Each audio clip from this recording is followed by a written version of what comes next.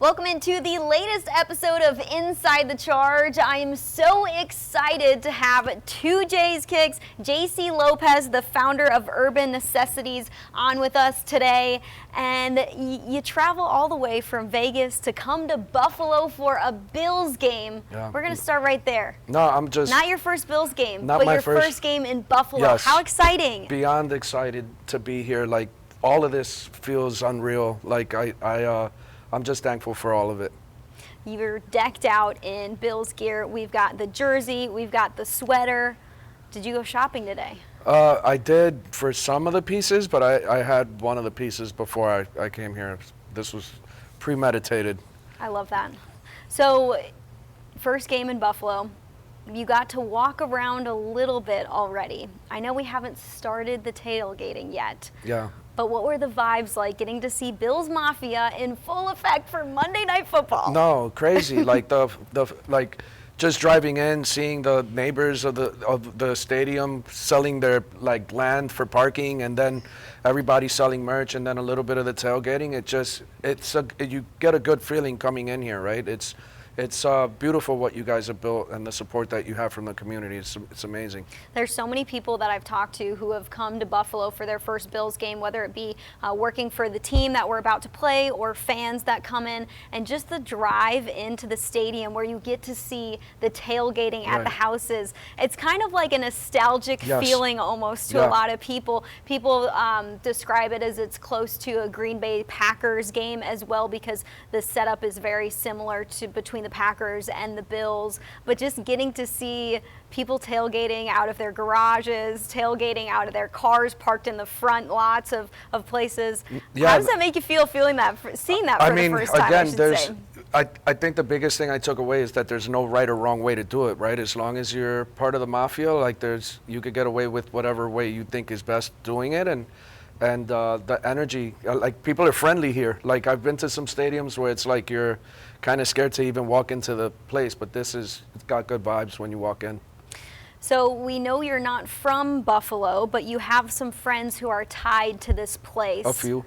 What brought you to following the Buffalo Bills and cheering for the Buffalo Bills? Well, I mean, growing up, right, when I first started paying attention to football, you guys went to 4 Super Bowls in a row, and it was like you had to follow in the no-huddle offense, Jim Kelly, Thurman Thomas, Bruce Smith, Don Beebe, Reed, and then now as I've been able to build my brand and a following to get to meet some of those guys over the years, you just can't help but want to root and pay attention, right? And it's been, like, more importantly, outside of the business stuff that, I've had the opportunity to do with some of these guys, like the relationships matter way more, right? And so I've got what it feels like lifelong friends that I've just met maybe just a few years ago, and it's just really cool to see what they're getting into on and off the field, and I can't help but want to root for you guys. One of the guys that feels like a lifelong friend when you meet him for the first time, I would say within the first 5 minutes of a conversation, you're like, man, I feel like I've known this guy forever. He's one of the nicest guys out there, is our left tackle, Dion Dawkins. When did you get to know him? I met Dion through Benny the Butcher, and we have the Jersey connection, right? We're both from Jersey. I knew who he was prior to meeting him, and for me, the one thing that I love talking to him with is just, again, that the energy is just unreal. It's very authentic. He's high motor. Kid's a teddy bear, and he's a first ballot Hall of Famer. And I'm just very proud to see what he's constantly doing outside the field for the community work, and it's just. I'm really proud of Dion and what he's doing. A gentle giant off the field, but on the field, he's a complete monster. Yeah. You spoke of Benny the Butcher. You're also friends with West Side Gun. How did you start to form a relationship with those two? Because they are so big here in Buffalo, and I know now nationwide they're pretty big household names in terms of the music industry. So Conway was the first one that started following each other on social. Benny did a pop-up in my store in Vegas before anybody knew who Benny really was. And I actually did a YouTube video with Benny where towards the end of it, I was really just kind of giving him his flowers for finding a creative way out to be able to articulate his passions and then create, right? And then West, I just kept running into in different cities, and now he, resides in Vegas from time to time, and it's really cool to, look at my heroes and be able to pick up the phone and send the text or get a FaceTime from them, and just all the checking in, and they're great guys, they really are. They're awesome. I've gotten the chance to be around a couple of them, and they're just nice people, and their music is great as well. You said you did something with Benny when a lot of people didn't know him. Why give somebody like that an opportunity? I know that kind of probably goes back to how you started to earn your way and work your way up the ladder in the sneaker industry, but why did you decide to do something with a guy who didn't have a huge following Great yet? question. Someone that I respected within my community said, hey, would you be open to, I trust, I believe in, I think. And then I had a conversation with Benny when he came in the store prior to, and I was just like, what's your vision? Where are you trying to go? And just his confidence and like the belief in what he was doing, like I was sold right then and there, right? And it's just really cool to see the changes in the support that he's had from that moment to now. It's like he's in a whole nother stratosphere, and I've been able to kind of help him with some other stuff outside of the music world and like what I do. So it's just he's like, I can't stress it enough how much of a fan I am of them as people, more than like artists. You live in the world of sneakers. How would you describe what you do to somebody who has no idea? Man, I'm like a dot connector in a sense, right? Like I have been very fortunate to build some great relationships along the way that allow me to source or procure the things that you don't see every day, that have been put on like a pedestal that you just can't find, right? And through the network and relationships, we've been able to connect a lot of dots on both, seller and buyer side. So I joke all the time, we help from average Joe to fat Joe at my shop. You have an incredible story from being homeless to having a store in Caesars. That's something that doesn't happen overnight. People talk about overnight success, but you really have to work at something like that. So how did you go from being in a dark place to making millions off of shoes? Jeez. I think I lost a job, and I was like, I got to do something. And so a message that stuck out to me, I've done retail my whole life when I did have jobs, and like I had a conversation with somebody that basically mentioned to me, like, you have to do what you love and you can't do it for money, right? And so when I was at this crossroads of like, okay, I have nothing really going positive for myself, what do I enjoy, what do I have an appreciation for? I love sports, but I'm not good at any of it. I love music, but I'm too scared to like articulate it, right? So what can I do? Maybe I could dress them. Okay, well, everybody has stylists, but there's not really a guy selling sneakers. And then it just took a life of its own, right? And I started with one shoe, and I mean, I tell my story, the shortest way I tell it is like from showering in those fountains in front of Caesars to working at Caesars to highest foot traffic store in Caesars. And that's been about an 11 to 12 year kind of process. And like all of it still doesn't feel real, What was the one thing that got you hooked on sneakers? Because I know it wasn't something that happened over a year time. You said it was 11 to 12 years, but there had to be a moment in doing it that you were like, okay, I'm kind of good at this, or I have my first taste of having some real cash. I'm going to keep going. I don't think money was ever like a I made it thing for me. I think like the things that left me like looking back like, wow, we're causing impact and change. Mm-hmm. We helped a guy get a heart transplant when we only had like $6,000 to the business's name. I gave away a car, paid for registration. Like we've just been able to do these things. Like I threw an event where people stood in line for like 2 days, and the line literally wrapped around the entire mall. We've had, tons of activations. I've done collaborations with brands that, like, I was shopping their product, couldn't even afford their product, and here I am in the rooms with the people that run those brands, like American Eagle and Nautica, and it's just been, I mean, I could go on and on. We have a store in Saudi, for crying out loud. Like you can't even make this up, you know? And it's just been, it's, again, I know I sound like a broken record, but it just doesn't feel real, and I'm very fortunate and blessed through the brand I have a voice. Opening a store in Saudi Arabia, how does that even begin? Because that's so far from where we are right here. For me, that started with treating every guest that walks into my store like a family member I haven't seen in a while, right? And, you know, we've had multiple iterations of the first store, but it went from the hood mall to the good mall to the great mall.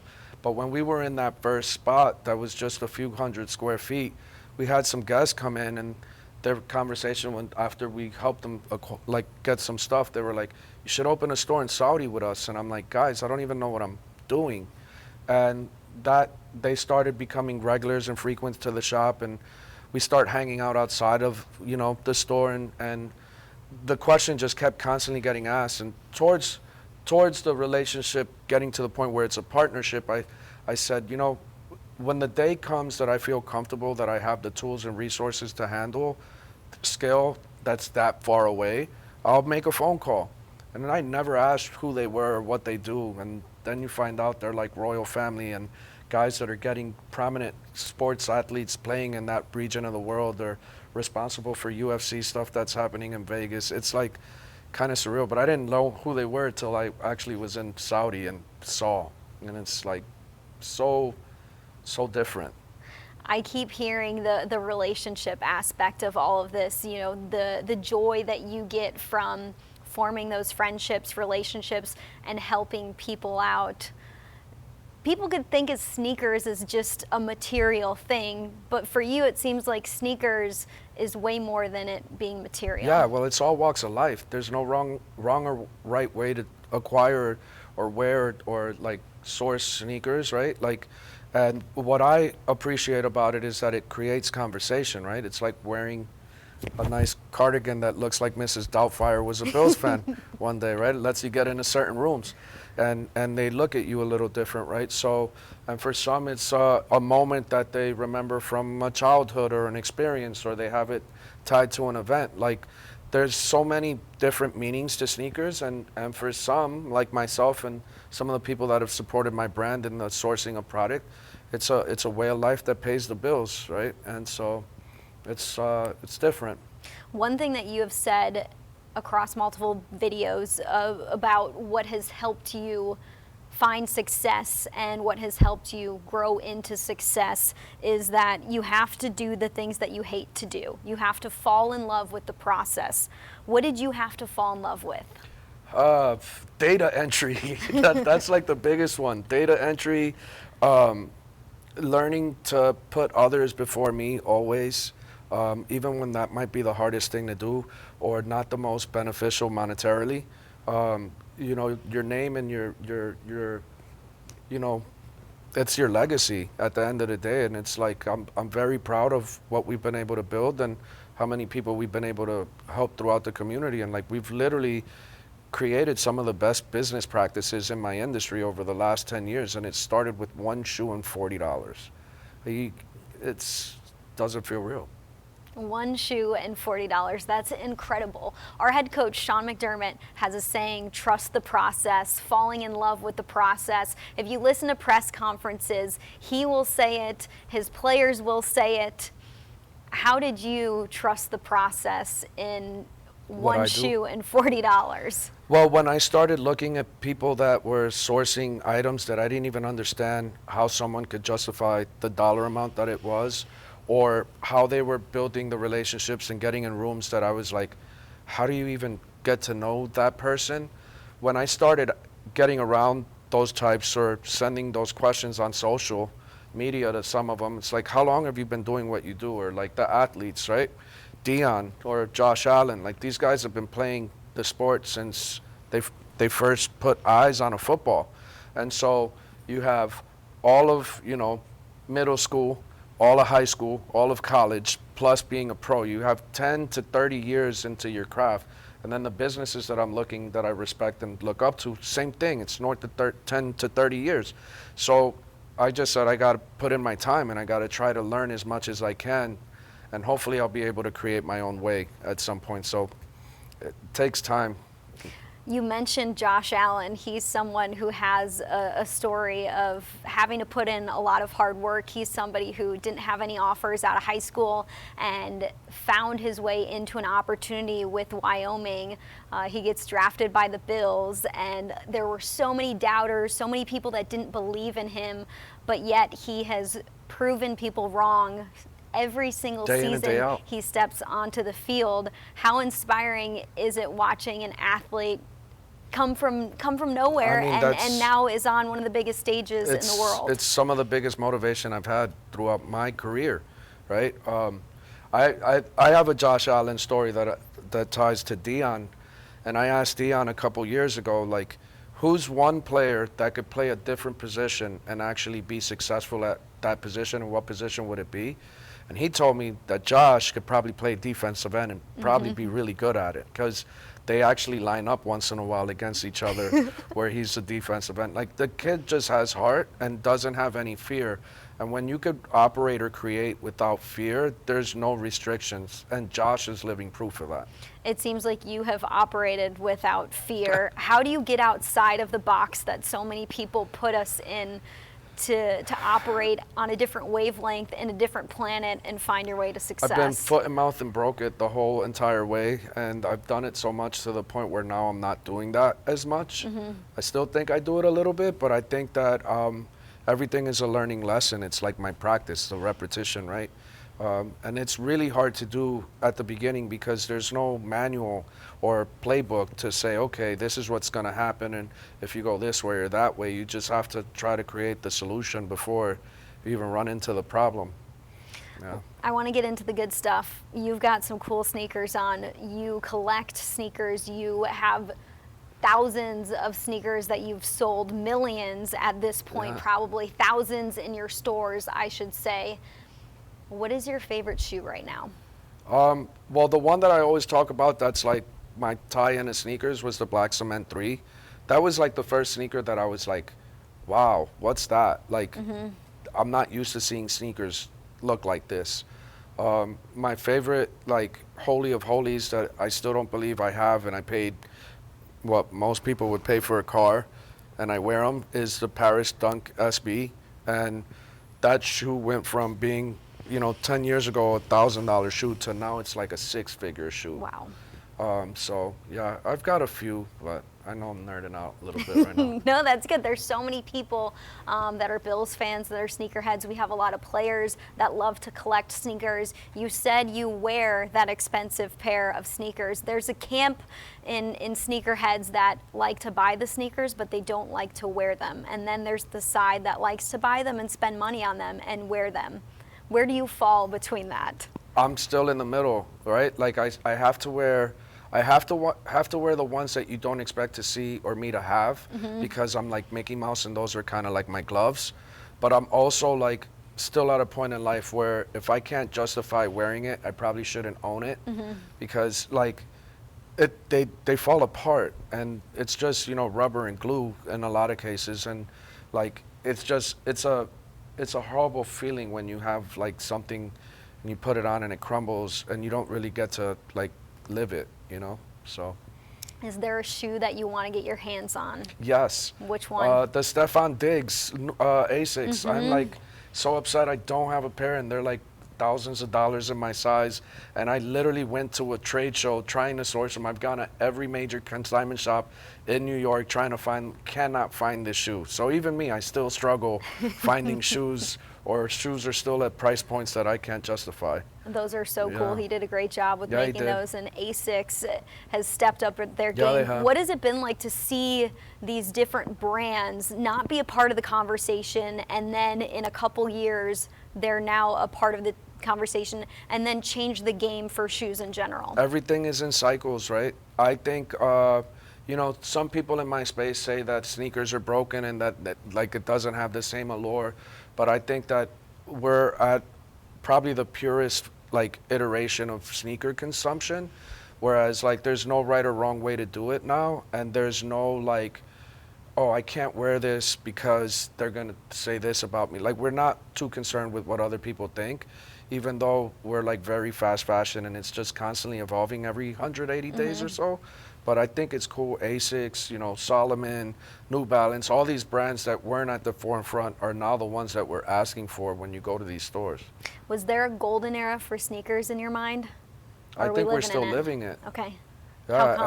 I think the last 30 years of sneakers is like the most, it's gonna be probably the most impactful 30 years of sneakers, period, because there's education. We're now also allowing creators to not be athletes, and everyone's telling a story. We're packaging it better than ever before, and I think it's easier to get it to the consumer now than ever before. Where is the future going? Where is the future headed in terms of the sneaker industry? Oh, I think we're gonna definitely go into like a lot more like recycled, you know, a lot of more eco-friendly stuff. I think you're gonna see a lot more music artists involved. I think you're gonna see a lot of content creators getting collaborations. I think it's gonna be automated out a lot faster than it is even now. How have you seen this industry change over the last 5 to 10 years? Everybody wants to wear running shoes now instead of Dunks or Jordan 1s. That's probably the biggest change I've seen in the last 3 years. Is it weird for you as somebody who's worked in the industry for a long time to see people trend toward running shoes when Dunks and Jordans ruled the world for so long? And not saying that they don't anymore, because they are still commonplace. I feel They like still matter. they will always matter because of how that kind of created and formed the industry. The consumer in me is excited that like people are asking for something different. It's showing me that their palette is expanding, right? The business guy that was heavily invested in one type of product at one point was really hurt, right? Because it was transitioning and I couldn't get out of certain stuff fast enough, but that's business, right? So yeah, it's I think we're all talking about, I mean, just from COVID to now, right? Like look how much less we're paying for some stuff and more for other stuff. So it's the same thing in sneakers. Like some sneakers we're going for thousands that you can't even get hundreds for anymore. You've been all over the world because of this industry. Is there a city that you feel like you've come across the biggest sneakerheads? Is there a city that you feel like you walk around in the city and you just look down and you see cool shoe after cool shoe after cool shoe? Yeah, New York is definitely a place. Japan is like, you know, you have 4 major metropolises out there. We're north of 10 million people in those cities. Their consumption of retail is much faster than anything I've seen, and they're just so fashion forward. But yeah, Japan, China, which is kind of, you know, where all of it is made, and Toronto. Toronto, not too far away. That's awesome. What's your favorite part about this industry? You've been a part of it for a while. You've started at the bottom in it and worked your way to the top and made a lot of friends along the way. Is there something that's at the top of your list for why you love working in it so much? There's no right or wrong reason, and as long as you come in with good intentions, it'll forever allow you to exist. I think, I mean, I've gotten to meet all my heroes through sneakers. From Celine Dion to Taylor Swift to, you know, Penny Hardaway to all the guys that are on the Bills, so other teams in all sports. Like, I got to walk the parade with the Golden Knights in Vegas because these guys shop with me, and one of them was like, "Hey, you won the games, you should come hang out with us." Like, I'm very fortunate, you know, to have found something and be able to stick to it for as long as I've been, when most businesses don't get these opportunities. Is there a moment that you've ever been starstruck because of the amount of people that you've come across and like dealt with? I'm getting better, but still all the time. I feel like I lost a friend, or my phone calls don't get replied to as fast. But Taylor's definitely one. My picture went viral with her. It was like on the New York Post and TMZ, and like Travis doesn't answer my texts anymore, I think, because of that picture. But like, no, yeah, I get starstruck. Penny Hardaway was another one where I was like, could not believe I was. You know, a guy's 6'8", That's I'm like 5'6", and I'm like, oh my gosh, Penny's really in the store. And it's like, that was the first like jersey I ever had of anything, you know.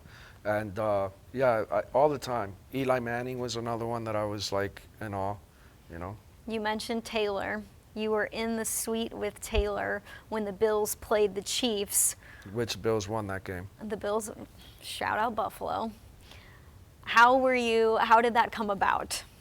So every year for the last like 3 years, Travis allows me to go to a Chiefs game out in Kansas City. And I didn't know she was going to be in the suite. Winds up being in the suite. Like, it was unreal. 45 minutes. She was in there for maybe 45 minutes before the game. Starts taking pictures maybe 5 minutes later. Is taking pictures till 2 hours after the game with everybody in the suite. Like, she never said no. She controlled a lot of the pictures so she could get, you have to get the right angle. Mm-hmm. But I think the part that impressed me the most about her was that in between all of those interactions and watching the game, she was picking up after everybody.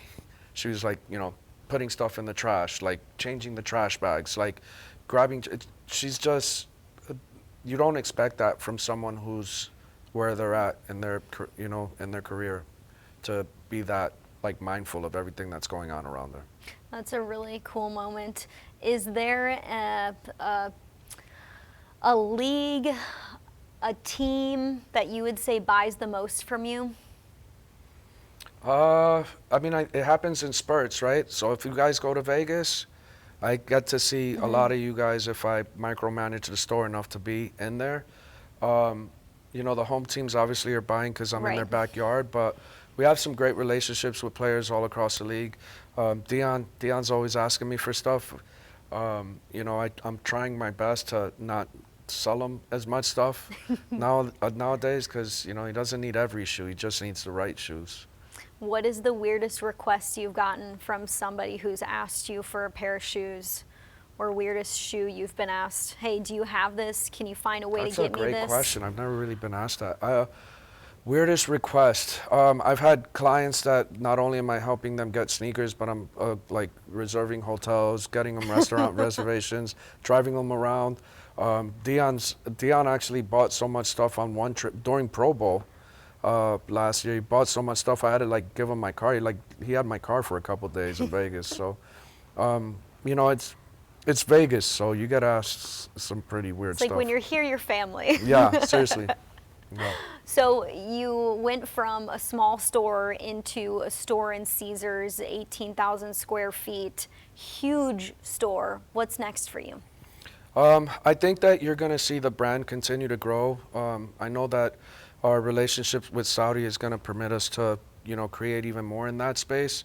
For me, I just want to try to keep being a good person and helping others and help them, follow their dreams and create and give the support that they're not used to. Because as creators and even athletes and musicians, like the toughest part is like explaining what you're passionate about and love, right? And so what happens is when you're explaining it to a friend that doesn't understand it, it might sound like criticism, but they don't understand it. So I want to try to figure out how to create the clinic that helps with all of it. So I joke all the time that I'm a social worker, so who knows? Maybe I'll turn into a social worker. What's your advice to people who have a dream and only have $40? Don't get caught up on the reasons why you can't. Just focus on all the reasons why you have to. And it's going to take time. It's not about what you have when you start. It's the fact that you started. I love it. Jaysse, thank you so much for coming on Inside the Charge. We appreciate hearing your story. It's very inspiring, and we love the love that you have for Bills Mafia and a few Buffalo guys too. Thank you. Awesome. Thank you. Stay tuned for our next episode of Inside the Charge.